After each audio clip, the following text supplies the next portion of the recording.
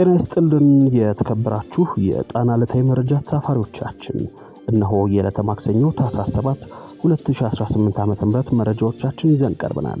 ለመከታተል ያመቻችሁ ዘንድ አስቀድመን የመረጃዎቹን አንኳር ነጥቦች እናስተዋውቃችሁ። የፋኖ ኃይሎች በጎጃም ወሳኛዋን ከተማ ተቆጣጥረው ውለዋል። ከባህር ዳር አዲስ አበባ ለሰዓታት መንገድ ዝግ ሆኖ መዋሉም ተሰምቷል። በወሎ ቤተ አማራ የውጊያ ቀጠናዎች ደግሞ ከደሴ ዙሪያ ወረዳ እስከ ደላታ ድረስ የዘለቀ ትንቅንቅ ተካሂደዋል። የሻለቃ አመራሩን ጨምሮ በርከት ያሉ የአገዛዙ ወታደሮች ሙትና ቁስለኛ ሆነዋል። ዝርዝር የግንባር መረጃዎቹ በቀዳሚነት ይቀርባሉ። የኢትዮጵያ ብሔራዊ ባንክ ፕሬዝዳንት አቢሳኖ ከፕሬዝዳንትነታቸው ሊነሱ እንደሆነ የጣና መረጃ ምንጮች ገልጸዋል። ምንጮቻችን እንደሚሉት ፕሬዝዳንት አቢሳኖ ላለፉት 3 ወራት ህመም በሚል ሰበብ በስራ ገበታቸው ላይ ተገኝተው አያውቁም። ከኛ ጋር ስትቆዩ ይህንን ሁነኛ መረጃም ሰማላችሁ። ዛሬም ለብልጽግናው ጠቅላይ ሚኒስትር ማሳሰቢያ እየተሰጠ ነው። አሰብን ለመውረር ዝግጅታቸውን እንዳጠናቀቁ ሲናገሩ የሚሰሙት አብይ አህመድ ወረራውን እንዳታስበው እየተባሉ ነው። የዛሬው ተረኛ ማሳሰቢያ ላኪ ማን ነው ለምትሉን መረጃውን እናደርሳችኋለን። የኤርትራው ፕሬዝዳንት ኢሳያስ አፈወርቂ ከሳውዲው አልጋ ወራሽ ጋር በምን ጉዳዮች እንደተወያዩ ተናግረዋል። የወዲ አፈወርቂን ቃለ መጠይቅ ልናደርሳችሁ ይዘነዋል፣ ታደምጡታላችሁ። አዲስ አበባ ውስጥ የሚኖሩ ኤርትራውያን ከሰሞኑ በተለየ ሁኔታ በገፍ እየታሰሩ መሆኑን የጣና ምንጮች መረጃውን አድርሰውናል። በአዲስ አበባ በመቶዎች የሚቆጠሩ ኤርትራውያን ስደተኞችና ፍልሰተኞች በዘፈቀደ መታሰራቸውን የተመለከተውን መረጃ ይዘናል፣ ሰሙታላችሁ። ባለፈው ዓመት የጤና ባለሙያዎችን የሥራ ማቆም አድማ በማህበራዊ መገናኛ ዘዴዎች ላይ ያስተባበረው ቡድን ሁለተኛ ዙር የሥራ ማቆም አድማ ጠርቷል። በቡድኑ ስሌት ዛሬ ሁለተኛ ቀን የሥራ ማቆም አድማው ተቆጥሯል። የመብት ጥያቄ እስከሚመለስ ትግሌን አጠናክሬ እቀጥላለሁ ስላለው ቡድኑ አዳዲስ መረጃዎች ይዘናል፣ ታደምጡታላችሁ። የአብይ አህመድ አማካሪው ጌታቸው ረዳ የማንም ተላላኪ አይደለውም አሉ።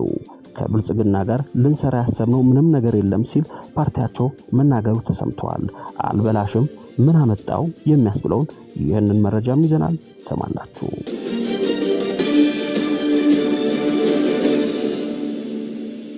በቅድሚያም የዕለቱ ሰበር ወደ ሆነው የግንባር መረጃችን እናመራለን።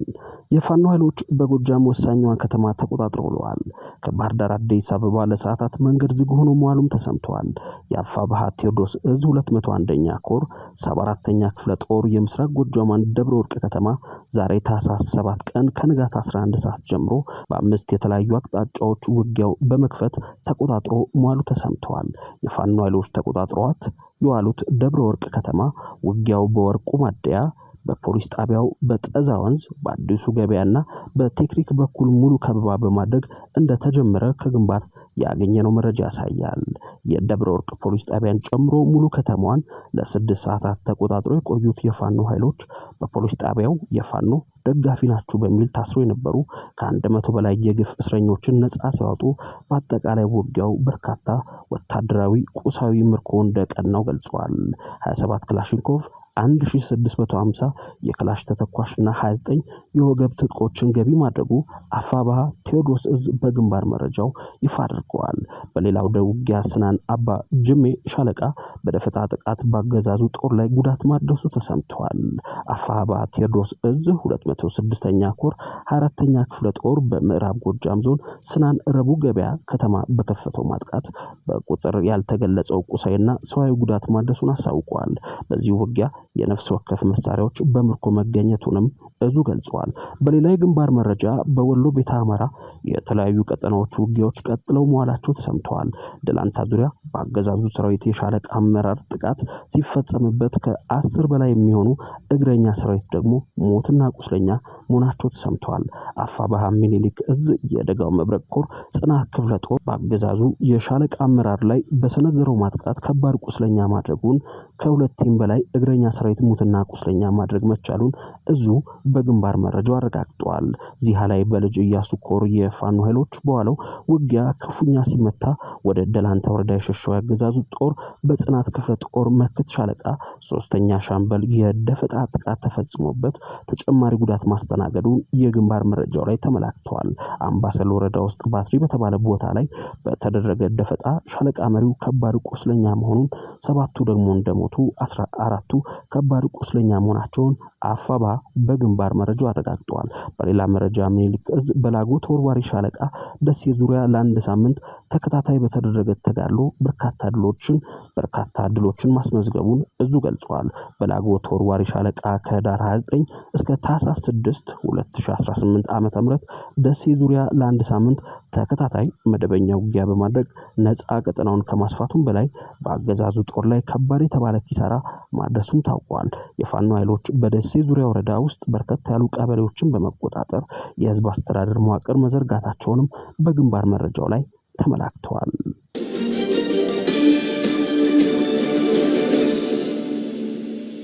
የኢትዮጵያ ብሔራዊ ባንኩ ፕሬዝዳንት አቢሳኖ ከፕሬዝዳንትነታቸው ሊነሱ እንደሆነ የጣና መረጃ ምንጮች ገለጹ። ምንጮቻችን እንደሚሉት ፕሬዝዳንት አቢሳኖ ላለፉት 3 ወራት ህመም በሚል ሰበብ በስራ ገበታቸው ላይ ተገኝተው አያውቁም። የተለያዩ የህመም አይነቶችን በመጥቀስ አንድ ጊዜ ጀርመን፣ ሌላ ጊዜ ደግሞ ታይላንድ ሲሄዱ ሰንብተዋል ያሉን የጣና መረጃ ምንጮች በዚህ ዓመት ባንኩን እያስተዳደሩ ያሉት የባንኩ 3 ምክትል ፕሬዝዳንቶች ናቸው ብለውናል። ይህ የአቢሳኖ መተካት አይቀሬ ነው ያሉት የመረጃው ምንጮች ምናልባትም ከሰሞኑ በኢትዮጵያ ልማት ባንክ ውስጥ ከተፈጠረው መተካካት ጋር ሳይያዝ እንደማይቀር ግምታቸውን ሰጥተዋል። እንደ መረጃው ባለቤቶች ከሆነም ጠቅላይ ሚኒስትር አብይ አህመድ በየባንኮቹ ውስጥ ኦሮምኛ ተናጋሪ በዛ የሚሉ ስሞታዎች መብዛታቸውን ተከትሎ በአቢሳኖ ምትክ አቶ ፍቅረ ስላሴ የተባሉትን ምክትል ፕሬዝዳንት የአማራ ተወላጅ ሊሾሙ እንደሚችሉም ጠቅሰዋል። ይህም በትላንትናው ዕለት አዲሱ የኢትዮጵያ ልማት ባንክ ፕሬዝዳንት ሆነው የተሾሙትን የትግራዩን ሰው ምሳሌ አድርገው ጠቅሰውልናል። እንደ ምንጮቹ ገለጻ የቀድሞው የኢንሳ ኃላፊው ዶክተር ኢሳያስ ካሳ ከህወሓት አባልነታቸው በተጨማሪ በኢንሳ ቆይታቸው ከአብይ አህመድ ጋር መስራታቸውን ምንጮቹ ጠቅሰዋል። እስከዛሬ ድረስ አንድም የትግራይ ተወላጅ በዚህ ኃላፊነት ላይ እንዳልነበር የሚያስታውሱት ምንጮች የምርጫውን መቃረብ አስመልክቶ ጠቅላይ ሚኒስትሩ ከኦሮሞ ተወላጅ ውጭ ያሉ ሰዎችን በሌሎች ተቋማት ውስጥ መሾማቸውን እንደሚቀጥሉ ይጠበቃል ብለውናል።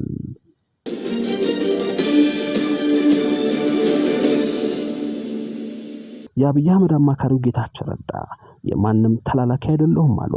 ከብልጽግና ጋር ልሰራ ያሰብነው ምንም ነገር የለም ሲል ፓርቲያቸው መናገሩ ተሰምቷል።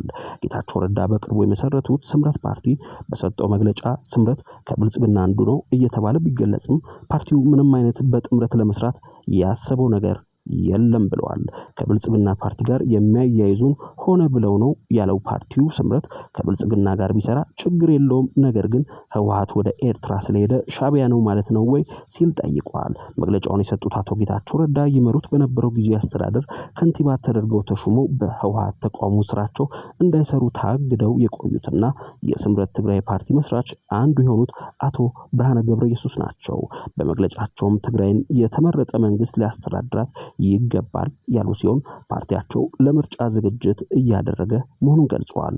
አቶ ጌታቸው ፓርቲው በትግራይ ጉባኤውን ለማድረግ ፍላጎት የነበረ ቢሆንም በክልሉ ያለው ስርዓት አልበኝነት ጫፍ የደረሰ በመሆኑ ማካሄድ አለመቻሉን አስታውቀው ነበር። የትግራይ ጸጥታ ኃይል ስምረት ፓርቲ በአፋር ክልል የሚንቀሳቀሰውን የትግራይ ታጣቂ ቡድን ይመራል በማለት ካሁን ቀደም መወንጀሉም አይዘነጋም። ስምረት በበኩሉ አመራር የሚሰጠው አንድም ታጣቂ ቡድን በስሩ እንደሌለ ገልጾ በወቅቱ ወንጀላውን አስተባብሏል።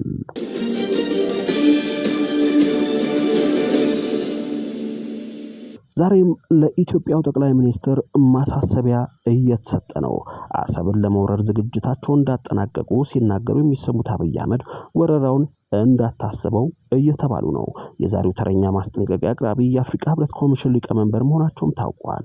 ኢትዮጵያና ኤርትራ ለአልጀርስ ስምምነት ቁርጠኝነታቸውን እንዲያድሱ የአፍሪካ ህብረት ኮሚሽን ሊቀመንበር ጥሪ ያቀረቡ። የአልጀርስ ስምምነት 25ኛ ዓመትን በማስመልከት ኢትዮጵያና ኤርትራ ለስምምነቱ ያላቸውን ቁርጠኝነት እንዲያድሱ የአፍሪካ ህብረት ኮሚሽን ሊቀመንበር መሐሙድ አሊ ዩሱፍ ጥሪ ያቀረቡ። የኢትዮጵያና የኤርትራን የ1990ዎቹን ጦርነት ያስቆመው የአልጀርስ ስምምነት ከተፈረመ 25ኛ ዓመቱን በያዘበት በዚህ ወቅት የአፍሪካ ህብረት ኮሚሽን ሊቀመንበሩ ስምምነቱ የሁለቱም እህትማማቾች ሀገራት ህዝቦች ለትብብርና ለጋራ ብልጽግና ያላቸውን ዘላቂ ምኞት እንደሚወክል ተናግረዋል። መሐሙድ አሊ ዩሱፍ አዲስ አበባና አስመራን የስምምነቱ መንፈስ እንደገና እንዲያድሱ እንዲሁም ዘላቂ የጋራ ሰላምን ለማስፈን ንግግርና መልካም ጉርብትናን ጥሩ መንገድ አድርገው እንዲቀበሉ አሳስበዋል ተብሏል። አክለውም አክለውም በአፍሪካ ቀንድና በቀይ ባህር ቀጠና ያለው ቀጠናዊ መረጋጋትና የህዝቦች ደህንነት የተመሰረተው መተማመንና ትብብርን ለማጠናከርና የጋራ ደህንነትን የሚያናጉ ግጭቶችን ለመከላከል በሚደረገው ዘላቂ ጥረት ላይ ነው ብለዋል። ሊቀመንበሩ የአፍሪካ ህብረት ኮሚሽን ሁለቱም ሀገራትና ቀጠናውን ለመደገፍ ዝግጁ መሆኑን በመግለጽ ሊቀመንበሩ የአፍሪካ ህብረት ኮሚሽን ሁለቱንም ሀገራትና ቀጠናውን ለመደገፍ ዝግጁ መሆኑን በመግለጽ ለሰላም፣ ልማት፣ ድንበር ተሻጋሪ ትብብርና በአጋርነት ላይ ለተመሰረተ ለጋራ መጻኢ ዕድል ያለውን ቁርጠኝነት አረጋግጠዋል ተብሏል።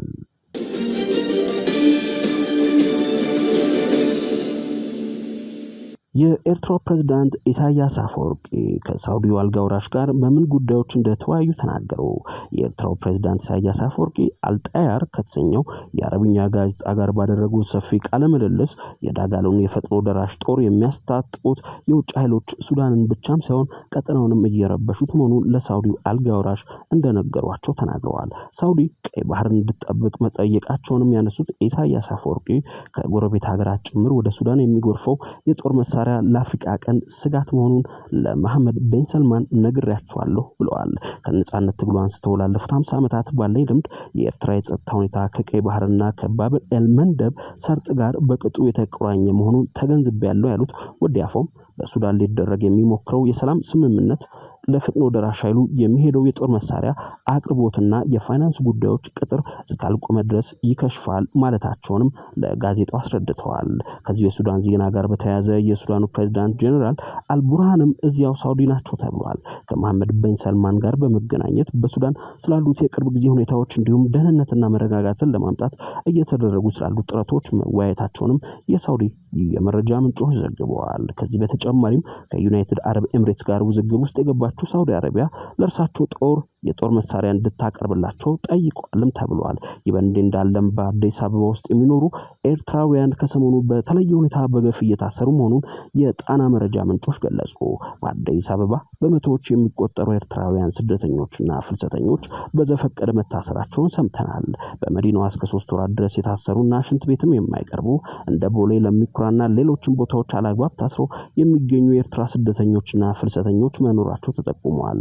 የኤርትራ ስደተኞች የታሰሩበት ምክንያት ለምን ወደ አዲስ አበባ ገባችሁ በሚል ምክንያት ነው ያሉት ምንጮች፣ ፍልሰተኞች ደግሞ በህገወጥ መንገድ የኢትዮጵያን ድንበር ጥሳችሁ ገብታችኋል በሚል ነው ተብሏል። የብልጽግናው መንግስት የኤርትራ ስደተኞች በአፋርና አማራ ክልሎች ባሉ የስደተኛ መጠለያ ጣቢያዎች ብቻ እንዲቀመጡ ፍላጎት እንዳለው ምንጮቻችን አክለው ነግረውናል። በተለይ የስደተኛ መታወቂያ ያላቸው ኤርትራውያን መታሰራቸውን አግባብ አለመሆኑን የሚያነሱት ምንጮች የብልጽግናው መንግስት ፍልሰተኞቹን ወደ ሀገራቸው እመልሳለሁ እያለ እንደሆነም ተጠቁመዋል። የኤርትራውያን ስደተኞችና ፍልሰተኞች እስር የተባባሰው አሁን ላይ ባለው የኢትዮጵያና ኤርትራ ውጥረት ነው የሚሉት ምንጮች ሰሞነኛውን የትግራይ ፖለቲካዊ ሁኔታ መሰረት በማድረግ በአዲስ አበባ በሚኖሩ የትግራይ ተወላጆች ላይም መሰል ድርጊቶች እየተፈጸሙ ነው ብለውናል። እንደ ምንጮቻችን ገለጻ በትግራይ ተወላጆች ላይ የሚፈጸመው የዘፈቀደ እስር በኤርትራውያን ስደተኞች ላይ በሚፈጸመው ልክ ባይሆንም ዋና ከተማ ውስጥ በሚኖሩ የትግራይ ተወላጆች ዘንድ ከፍተኛ ስጋት ፈጥሯል ብለዋል።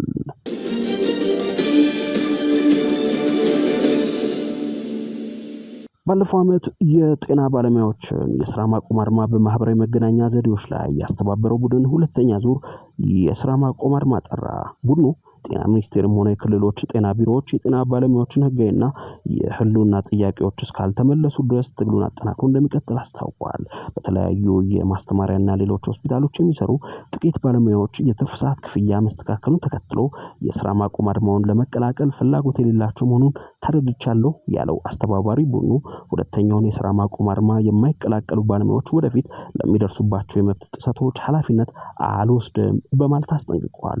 ቡድኑ በተለያዩ ክልሎች የጤና ባለሙያዎች ማስፈራራትና የእገዳ ዛቻ እየደረሰባቸው ይገኛል በማለትም ድርጊቶቹን አውግዘዋል። ይህ የጤና ባለሙያዎች በስራ ሁኔታና በደሞዝ ጭማሪ ዙሪያ የሚያነሱት የሥራ ማቆም አድማ በተመሳሳይ ችግሮች የሚማረሩ ሌሎች የሲቪል ሰርቪስ ክፍሎችን ሊያነሳሳ ይችላል ተብሎም ይጠበቃል። በተለይ የመንግስት ሰራተኞችና በኢኮኖሚ ውድቀት የተጎዱ የሙያ ዘርፎች የጤና ባለሙያዎችን ፈለግ ለመከተል ሰፊ ፍላጎት ሊያድርባቸው እንደሚችል የብዙዎች ግምት ነው። እንደ ፖለቲካው ተንታኞች ከሆነ የጤና ባለሙያዎች ጥያቄዎችና የተቃውሞ ስልቶች ተጽዕኖ በተለያዩ የሙያ ዘርፎች ላይ ሊያርፍ ይችላል። በተለይም መምህራንና የመንግስት ሰራተኞች ዋነኞቹ ናቸው የሚሉት ተንታኞች ዝቅተኛ ደሞዝ፣ ኑሮ ውድነት መባባስ፣ የደሞዝ ጭማሪና የተሻለ የሥራ ሁኔታ ጥያቄዎች አለመመለስ መምህራኑን ወደ ሥራ ማቆም አድማ የሚገፋፉ በቂ ምክንያቶች መሆናቸውን ያነሳሉ። በተጨማሪም በከፍተኛ ነዳጅ ዋጋ፣ የትራንስፖርት ዋጋ አለመመጣጠን፣ የትራፊኮች ሙስና የሚያሰቃዩ ሹፌሮች ሌላኛዎቹ አመጽ ቀስቃሽ የማህበረሰብ ክፍሎች ናቸው ተብሎ ይታመናል። የነን መሰሎች የተለያዩ የማህበረሰብ ክፍሎች በተመሳሳይ አሊያም በተቀራራቢ ጊዜ ወደ ስራ ማቆም አድማ ከሄዱ ወታደሩና የደህንነት ኃይሉን ሙሉ ለሙሉ በሚባል መልኩ አማራ ክልል ላይ ያሰፍረው የአብይ አህመድ አገዛዝ ሀገሪቷን ጨርሶ መግዛት ወደማይችልበት ሁኔታ ውስጥ ሊገባ እንደሚችል አስተያየት ሰጪዎች ይጠቅሳሉ። ይህ ሂደትም ቢያንስ የሽግግር መንግስት የሚቋቋምበትን ሁኔታም ሊያመቻች እንደሚችል ግምታቸውን ነግረውናል።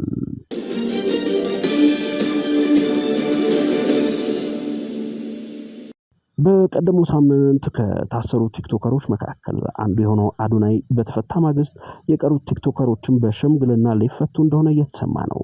በፌዴራል ፖሊስ ቁጥጥር ስር ውለው የ14 ቀን የጊዜ ቀጠሮ የተጠየቀባቸው 6 ቲክቶከሮች ጉዳይ ከመደበኛው የህግ አግባብ ውጭ በሽምግልና እንዲፈታ ዝግጅት እየተደረገ መሆኑን ለጉዳዩ ቅርበት ያላቸው ምንጮች ጠቆሙ። የፌዴራል ፖሊስ 6 ቲክቶከሮችን ከማህበረሰቡ እሴትና ባህል ያፈነገጠ አለባበስ ለብሰዋል በሚል በቁጥጥር ስር ያዋለ ሲሆን በተመሳሳይ የአዲስ አበባ ፖሊስም 2 ቲክቶከሮችን በቁጥጥር ስር አውሎ ምርመራ ያጣራባቸው እንደሚገኝ ታውቋል። ሆኖም ስማቸው እንዳይጠቀስ የፈለጉ አንድ የፖሊስ ምንጭ እንደገለጹት ታሳሪዎቹ በህግ ከመጠየቅ ይልቅ ጉዳዩን በሽምግልና መፍታቱ የፖለቲካ ትርፍ ስለሚያስገኝ ሂደቱ በሽምግልና እንዲያልቅ አቅጣጫ ተሰጥቷል ብለዋል። ይህ ቲክቶከሮቹን በሽምግልና መፍታት አዲስ ክስተት አይደለም የሚሉት ምንጮች ከወራት በፊት የሆነ አንድ ተመሳሳይ ሁኔታን ይጠቅሳሉ። ከወራት በፊት ስመኝ ገብሩ ጃኔ የተባለችው ቲክቶከር የድሬዳዋን ነዋሪዎች በቀጥታ ስርጭት በመሳደቧ ታስራ የነበረ ቢሆንም የህግ ሂደቱ ተቋርጦ በሽምግልና መፈታቷ ይታወሳል። በድሬዳዋው ክስተት ፖሊስ የምርመራ ጊዜ ጠይቆ በነበረበት ወቅት ሌሎች ታዋቂ ቲክቶከሮች ወደ ከተማዋ ተጠርተው የድሬዳዋን መልካም ገጽታ በቲክቶክ ገጻቸው እንዲያስተዋውቁ ተደርጎ ነበር። ታሳሪዋ ጃኔም የባህል ልብስ ድሪያ በመልበስ የድሬዳዋ ምክር ቤትና የሴት አመራሮችን ይቅርታ እንድትጠይቅ ከተደረገ በኋላ ክሱ ተቋርጦላት ነበር። ይህንን ታሪክ የሚያስታውሰው አስተያየት ሰጪዎች የአሁኑ ስር መቋጫ ተመሳሳይ ሊሆን እንደሚችል ግምታቸውን እየሰጡ ነው። ቲክቶከሮቹ የአዲስ አበባን የልማት ስራዎች በገጾቻቸው ላይ ለማስተዋወቅ ስምምነት በመፍጠር እንደ ድሬዳዋ ሁሉ ጉዳዩ በይቅርታና በሽምግልና ሊዘጋ እንደሚችል እየተነገረ ይገኛል።